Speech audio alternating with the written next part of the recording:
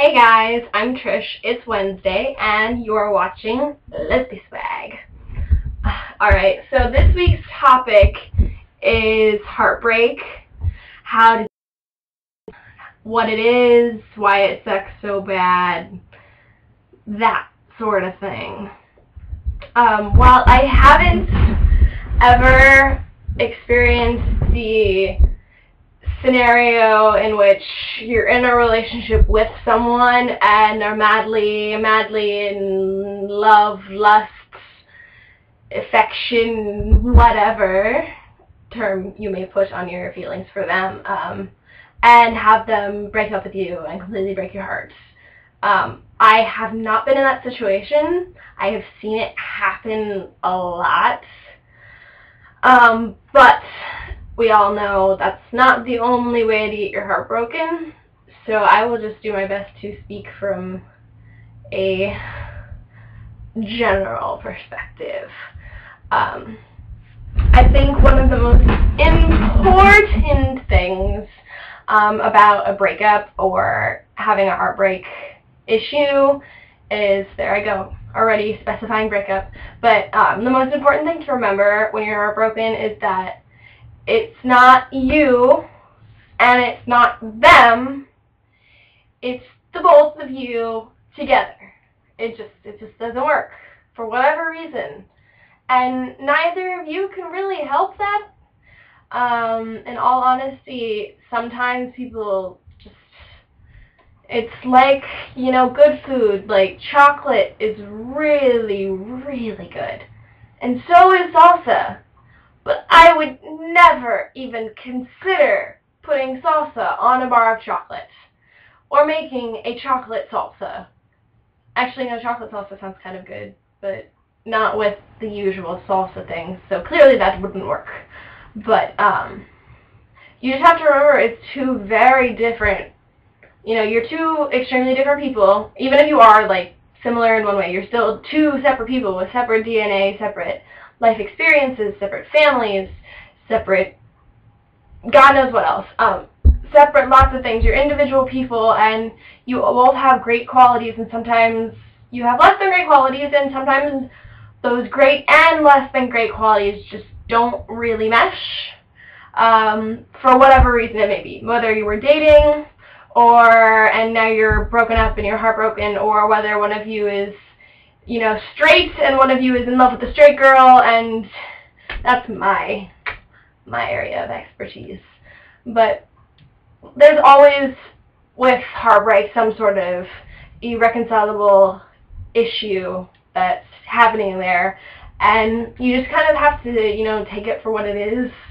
You can't really help it. Like, you can't change who you are, and you know, if you wanted to change them, or if they were trying to change for you, I mean, they're not the person that you fell for in the first place. So that it just won't work. Sometimes it just doesn't work, and you kind of have to learn to accept that fact when you want to get over someone, is just to realize it wasn't, cliche, meant to be. It just wasn't meant to be, end cliche. Now, how to get over heartbreak. Tip number 1. Involve yourself in lots and lots of activities. I personally would suggest filling your schedule to the point where all you have time to do when you get home is just crash. Fall asleep, no time to mope, no time to, you know, sit around and cry about it. Just stay as busy doing things you love as you can, or things you don't love.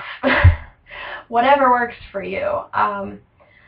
Focus really hard on school, because your tendency, or whatever, you know, work, if that happens to be your situation right now, because we tend to, like, when we're heartbroken, we tend to sort of concentrate on that and losing that person and how terrible it is, and it really is. It's horrible, and I suggest giving yourself about a week to be mopey, but after that you really need to try and become a human being again and be a part of society and function in society, because there is life beyond this girl. I promise you that. I swear, if there is anything I can ever promise you guys 100%, is there is always life beyond the girl. And it's a great distraction. when you just do a bunch of stuff that you also love. Because in all honesty, 90% of us, our first love wasn't a person, it was an activity or a thing. Some of us just never really, you know, got to the point where we found something that we really, really loved doing and knew we wanted to do it for the rest of our life. But there are some people out there, like my first love was theater, and, you know, that's where I turn to, you know, whenever I need a distraction, and sometimes it works, and I mean, sometimes it doesn't, but it's always better to try than to just sit around like a bump on a log doing nothing. At least you're being productive. But do give yourself some time to grieve, you know, a week, 2 weeks, depending on how long the relationship was. Continue to grieve even as you are, you know, meshing yourself back into your life as an independent single woman. You don't ever need to forget the relationship necessarily, because it's always going to be a huge part of who you are as a person and why you are the way you are today. But you need to learn to grow from that, not necessarily grow out of your mourning and your love for them, but you need to learn to move on. And, I mean, our hearts are like infinite spaces, and just like picture it getting so big that it has, I'm totally stealing this from my therapist, by the way, big enough to house all, you know, the sadness you have for losing this person, and the love you have for that person still, and this love you have for this, you know, new person when they come along, not if, when they come along, because they will come along. It has room to house all of those emotions, like your love for this person, your hatred for this person for hurting you, the sadness you have at losing what you once had, and your love for all your other people, and your love for yourself as an independent person. And there's so much room for so much love in there that you can't just let one person just like, you can't let them deflate that. You just can't. Don't do it. So my next tip, besides trying to involve yourself in different activities and keep yourself distracted, is go out with your friends, because there's no better cure for the mopies in any situation than to put yourself back with your friends, because your friends are the people who you care about and who care about you, and they want to see you happy, and they don't want mopey Trisha or mopey Jane Doe or whatever.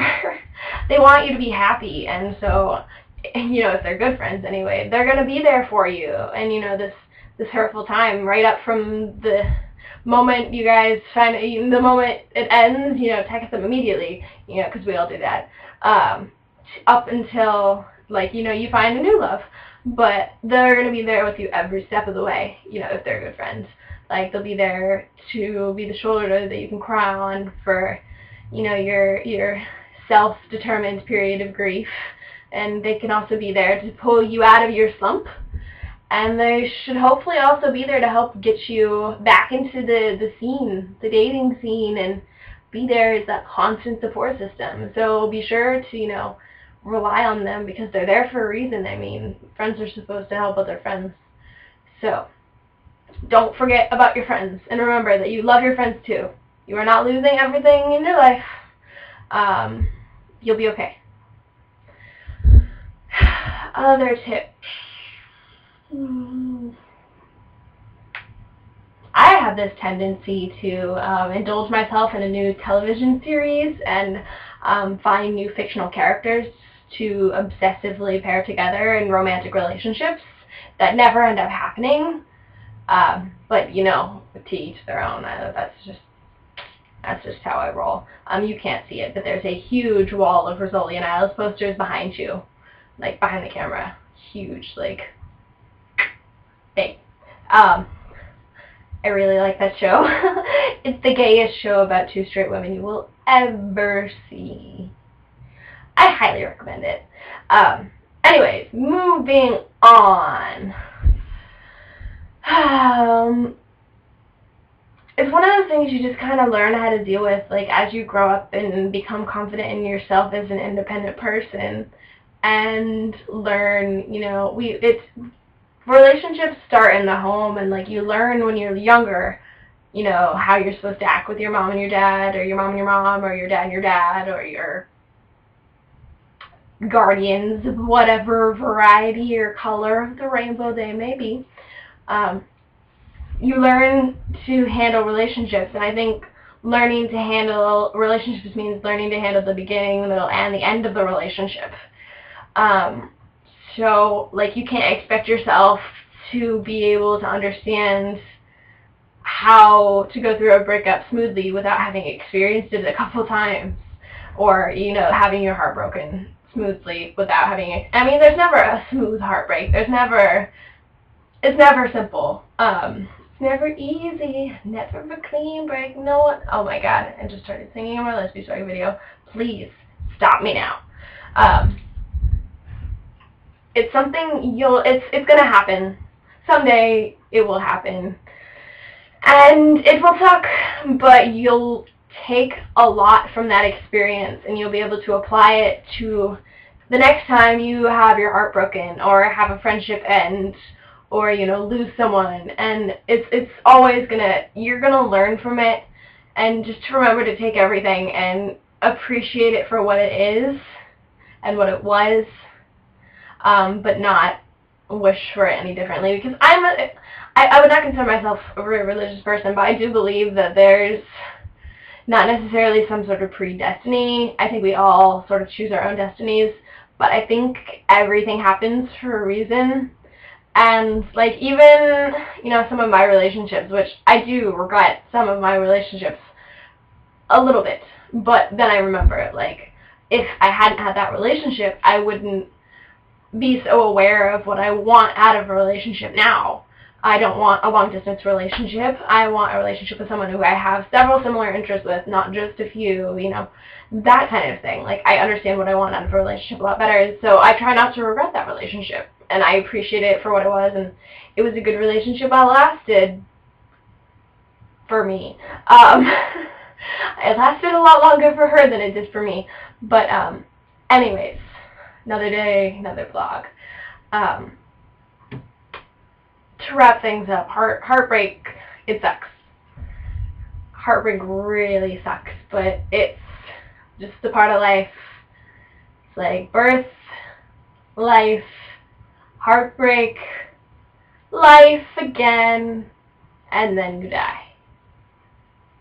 That's just kind of how things go. It's just, you know, one of those parts of life, and it sucks, but, you know, we all live through it, and you will too. I swear you'll move on. And, you know, whatever your situation might have been, you know, falling for a straight girl, falling for your 8th grade English teacher, yeah, no. Or having a breakup with someone you were actually in a relationship with.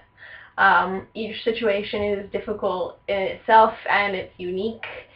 And you'll learn the best way to approach things for you. So, yeah, I guess that's it.